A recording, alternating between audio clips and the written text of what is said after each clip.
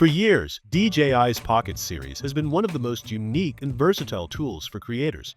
The DJI Pocket 3 has been a reliable companion for vloggers, travelers, filmmakers, and anyone who values a compact yet powerful camera that stabilizes footage beautifully. Personally, I've used the Pocket 3 extensively, and while I absolutely love its size, convenience, and performance, there are still areas where it could be improved. That naturally leads to the big question: what could the DJI Pocket 4 bring to the table?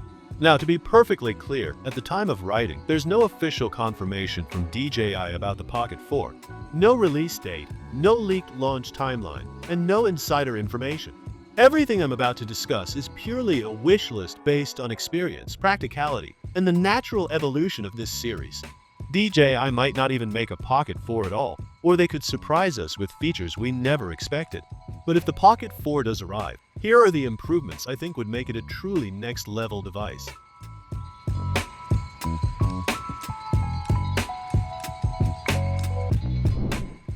The first thing that comes to mind is the lens.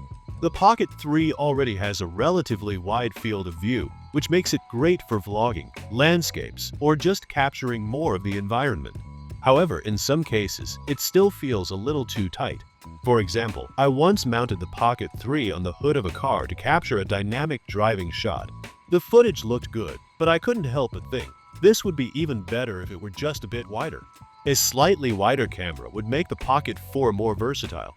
It would help creators capture expansive environments without needing an additional lens attachment. It would also make handheld vlogging easier, ensuring your face and background are both comfortably framed. Since DJI has already experimented with ultra-wide perspectives in their action cameras, bringing that experience into the Pocket 4 feels like a natural step. One of the biggest frustrations with the Pocket 3 is managing exposure in bright environments. Yes, there are third-party ND filters that can be attached to the lens, but let's be honest, not everyone remembers to carry them around. Many times, I've gone out with just the Pocket 3 in hand, only to realize later that my footage looks overly sharp due to an increased shutter speed. That's why internal ND filters, or even better, an electronic ND system, would be a game changer. It would give creators much more control without needing extra accessories. Imagine being able to adjust ND strength on the fly through the touchscreen. Not only would this simplify workflows, but it would also keep the Pocket 4 truly pocketable. DJI already has the expertise to pull this off, and if they add it, the Pocket 4 would stand out significantly in its category. Mounting the Pocket 3 has always been a little tricky. The snap-on accessories and modular design work, but they don't always feel as durable as they should. I've personally experienced stress on the connection points, especially when using the Pocket 3 as a top-down camera. In fact, on one occasion, the mounting point actually broke under pressure. For the Pocket 4, a stronger, more reliable mounting system is a must. A magnetic mounting option, similar to what DJI uses in the OSMO Action 5 Pro, could be a huge improvement. Magnets are quick, reliable, and don't put as much stress on delicate connectors. Combining magnetic strength with a reinforced snap-on design would give users more confidence when mounting the Pocket 4 in creative positions. Speaking of mounting, another feature that seems like it should already be there is a built-in 4th January 2020 tripod thread.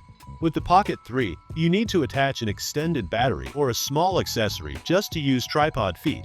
This feels unnecessarily complicated for something that should be standard. If DJI simply includes a built-in tripod screw at the bottom of the Pocket 4, it would make the device far more practical. Creators wouldn't need to worry about carrying extra parts or dealing with awkward setups. It would also free up the USB-C port, which could be repositioned to the side or back of the camera instead of being at the bottom. Small changes like this could have a huge impact on usability. DJI's Active Track has always been impressive, but currently, it's mostly limited to humans and specific subjects. The Pocket 3 does a decent job of tracking faces and people, but why stop there? Imagine if the Pocket 4 could also track cars, pets, or other moving objects with the same precision.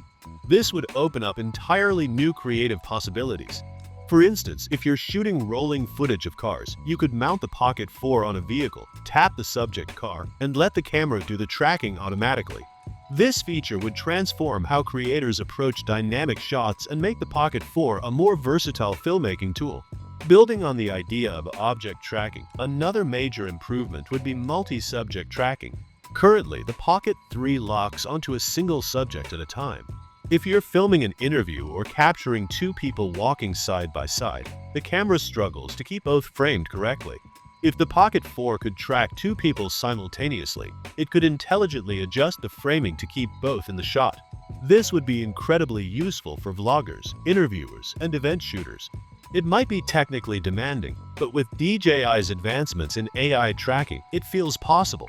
Audio is often overlooked in compact cameras, but it makes a massive difference in the final product.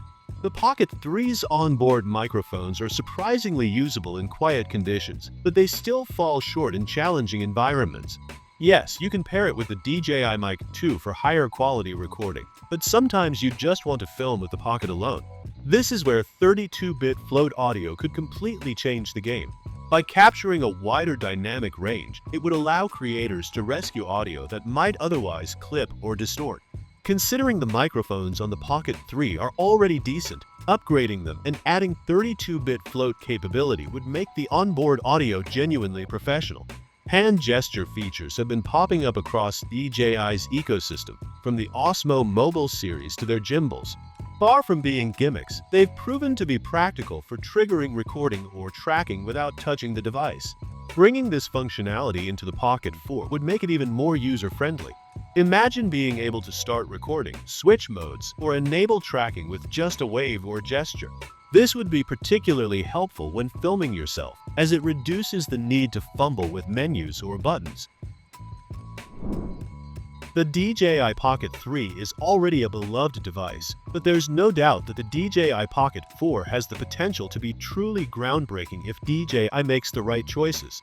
A wider camera, internal ND filters, stronger mounting, a built-in tripod thread, advanced tracking, 32-bit float audio, gesture controls, an improved joystick, and internal storage are all realistic upgrades that would elevate the Pocket 4 to a whole new level. Even if DJI only delivers a handful of these features, the Pocket 4 could become the ultimate all-in-one pocket camera for creators. At the very least, I think we can all agree that internal NDs would be the most transformative feature. Whether it's called the Pocket 4, Pocket 4 Pro, or something entirely different, one thing's for sure, if DJI listens to the community, this next release could be one of their most exciting products yet. Until then, all we can do is speculate, dream, and keep filming with the trusty Pocket 3.